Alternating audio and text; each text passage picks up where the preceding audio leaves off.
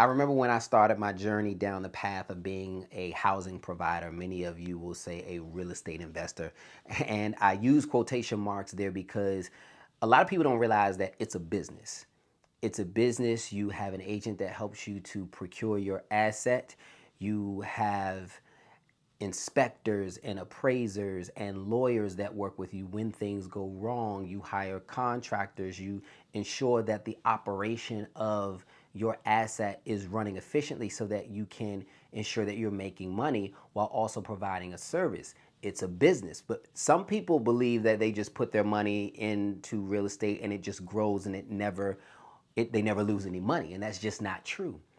But when I started down the path of being a housing provider, I was extremely excited because there was a feeling attached to my decision to become a housing provider. And that feeling, the root of it was found in the fact that I believed that I was truly helping families that were a lot like my family that grew up on hard times and they just needed that leg up, and some were on Section 8. And I was really excited to be able to help those families because there was a lot of gentrification going on in Washington, D.C. area at the time.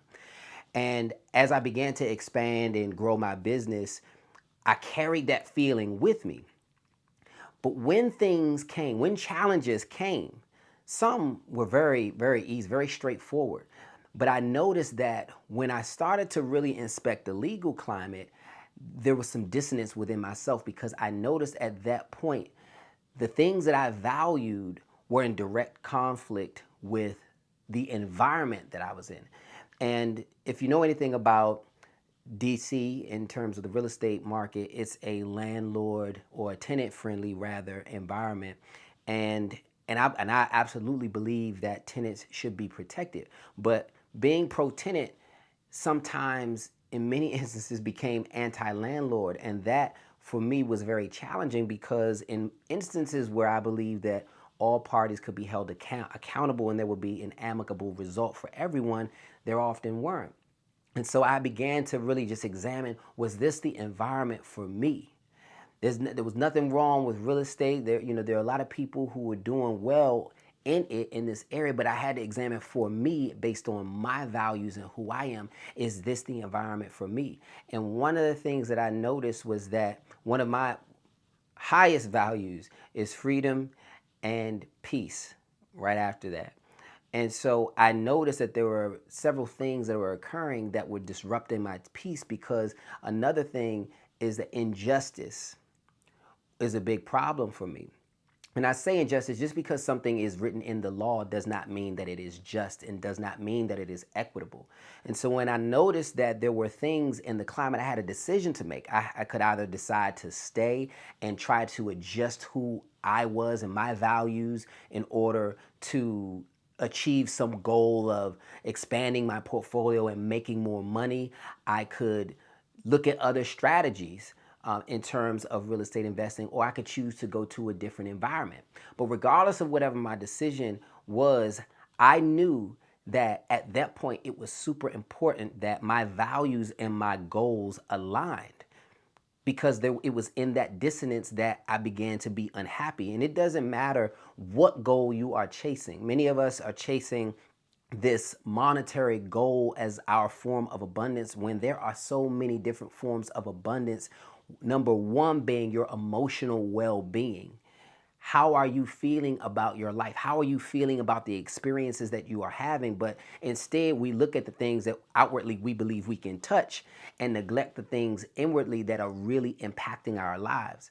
I remember my nephew when I went through the biggest mental breakdown that I'd ever gone through. I was so stressed I was having panic attacks, and my nephew brought me a book called The Monk Who Sold His Red Ferrari. And the book hit home for me because there was a very affluent lawyer who was at the top of his game, but he ended up having a heart attack in the courtroom. And when he went to the doctor basically said, you have a choice to make. Either you can continue down this path, be a lawyer, and die, or you have to leave this profession in order to heal yourself. And so he went on this journey and became a monk, and all these wonderful things happened. And I recommend that if you are going through something in your life, that you check that book out. But it just reminded me of that moment in that book where he recognized that there was something wrong in him, and he had to make a decision. And in many instances, there's a misalignment with our goals and our values that we have to look at whenever we're experiencing those kinds of things. So why should you care? Why is the alignment of your goals and your values important? Well, it's not just something that I'm saying. I didn't just make it up. And actually, I did a little bit of digging. So, aligning your goals with your values can lead to higher goal achievement. Where did I get this particular point from? The American Psychological Association found that people who set goals that align with their core values are twice as likely to persist and achieve their goals. And persistence is key. Persistence is what's going to get you to the goal, and the consistency is going to be what keeps you in the goal, what keeps you constantly maintaining that goal. If you want more wealth, you're going to keep the wealth through consistency. You're going to be persistent in order to get it. And so this was a huge thing that jumped out for me when I found this. And the second thing, aligning your goals with your values can lead to higher long-term career success. Many of us are very focused on our career success. We need our careers to get money in order to get resources, regardless of what those careers might be. And one of the sources that I found from Harvard, they interviewed a bunch of leaders, and 92% of leaders that they interviewed said that value alignment was a key factor in their professional success.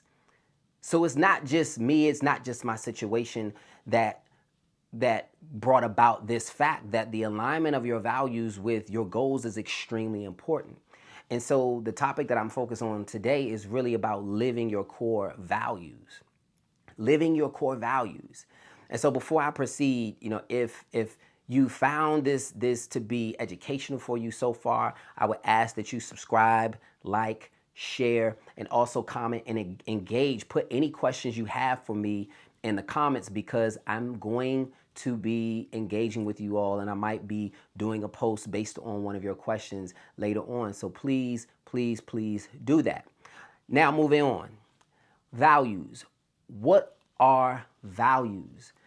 In many instances, we look at values like this nebulous thing. Many of us believe we know what it is, but we don't really spend the time to examine it for ourselves and to truly understand what values truly are. The values in a nutshell represent what you believe is important, and what you believe is important is actually demonstrated in your actions.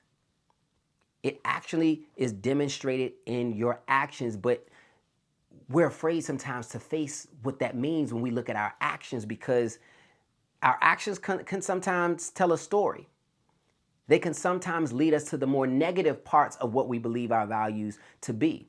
If you are someone who might go out and party and drink too much, you might think, my values align with a whole bunch of negative things, but your values could just align with you being a social being, human interaction and connection.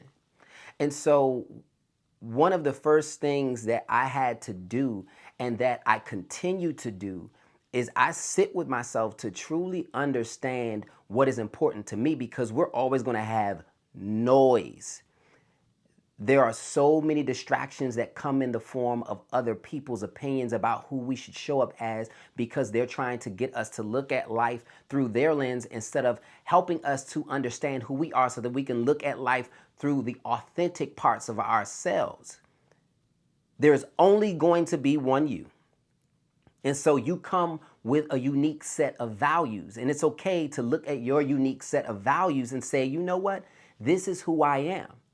You are your own standard. And so how do we begin this journey of aligning our values with our goals? Well, number one, understand what your values are. And a good way of categorizing your values is to look at it through the lens of the 8 dimensions of well-being that the National Institutes for Health published.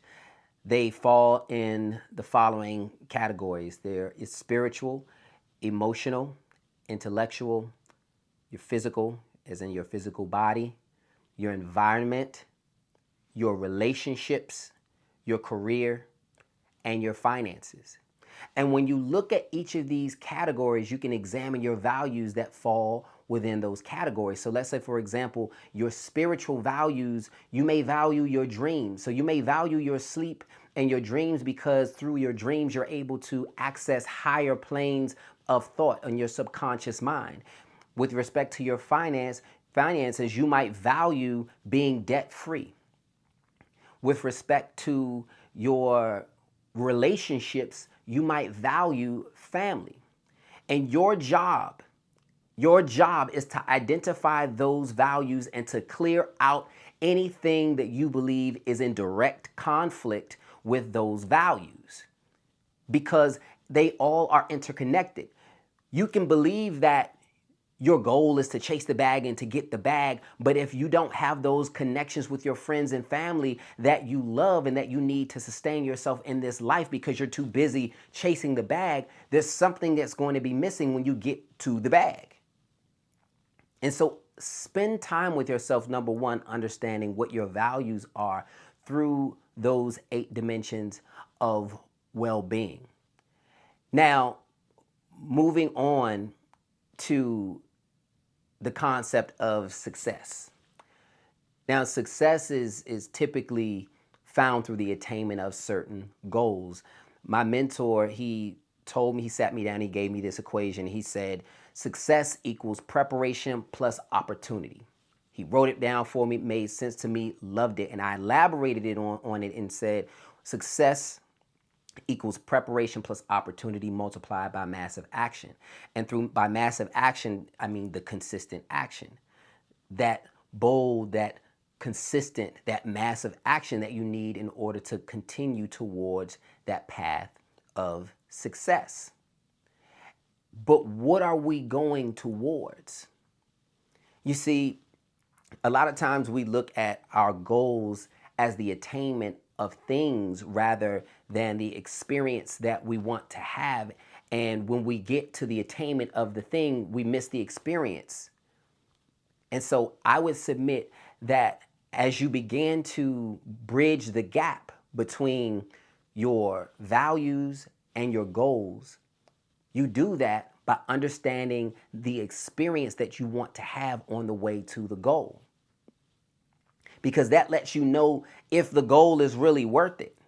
That gives you the barometer, that gives you that internal test to say, am I moving in the right direction? When you think in the terms of the experience, I want to meet a lot of fun people. I want to learn how to, paint. I want to learn how to be a better communicator. I want to learn how to work with lawyers. I want to learn all of these things. You begin to look at it through the lens of the experience versus attaining the end state, because we're always going to want more. There's always going to be more money. There's always going to be someone who has more than you. There's always going to be another level that you can reach in any of the dimensions that I mentioned earlier. And so thinking about your goals through the lens of the experience that you want to have as you work towards them is a wonderful way of bridging the gap between your values and your goals so that you can ensure that they are in alignment. And once you get to the goals piece, that becomes very straightforward. I'm sure many of you have heard of SMART goals. Well, the one thing that I added to the SMART goals was the E and the R, that they need to be smarter. Not only should they be simple, measurable, actionable, result-oriented, time-bound, they should also be effective, meaning that they tie back to your what? Your values, your vision. They tie back to something greater that's impactful for you, but then they're also remembered. Because we can write goals from here to infinity. But if you don't internalize them, if you don't remember them, they aren't going to stay in your heart. So wrapping this up, we already understand the power and why it's important to align your goals with your values. How are you going to get there? Number one, you're going to look at your values through the 8 dimensions of well-being. Number two, you're going to look at your goals through the lens of the experience that you want to have. And number three, you're going to make your goals smarter so that you can live the life that you want to live. Peace.